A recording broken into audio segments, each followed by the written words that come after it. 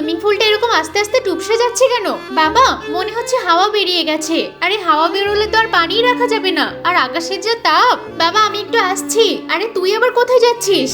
একটা পাখিও তো দেখতে পাচ্ছি না, ওইদিকে গিয়ে দেখি। আরে বাবা দেখো, একটা পাখির বাসা, দুটো ডিম পেয়েছি। আরে ডিমের ভিতরে মনে হয় পাখি আছে, দাঁড়া একটা ডিম ভেঙে দেখি। এই ডিমের ভিতরে তো কিছুই নেই। এই যে আরেকটা ডিম আছে না, এটাও বরং ফেটে দেখো। আরে না না না না, ডিম ভাঙবে না, দাও বলছি। এই তুই কে রে? ডিম চাইছিস কেন? ডিম তোকে দেবো না, যা বেরো এখান থেকে। এত জোরে ধাক্কা দিয়ে ফেলে দিল। আমি বাবার কাছে যাই। ওইটুকু বাচ্চা আমাকে জ্ঞান দিতে এসেছে। বাবা বাবা বাবা, জানো ওইখানে পাখির দুটো ডিম ছিল, ওরা পাখির ডিমগুলোকে ভেঙে ফেলেছে।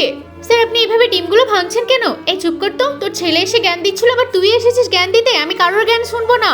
পাখিগুলো আপনার কি ক্ষতি করেছে?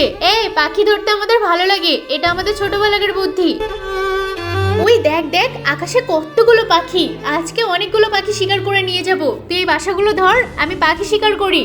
বাবা বাবা, সামনে দেখো কতগুলো বাঘ আসছে, আমি পালাচ্ছি। আরে এই বাঘগুলো তো আমাকে মেরে ফেলবে। না না, ছেড়ে দাও আমাকে, ছেড়ে দাও।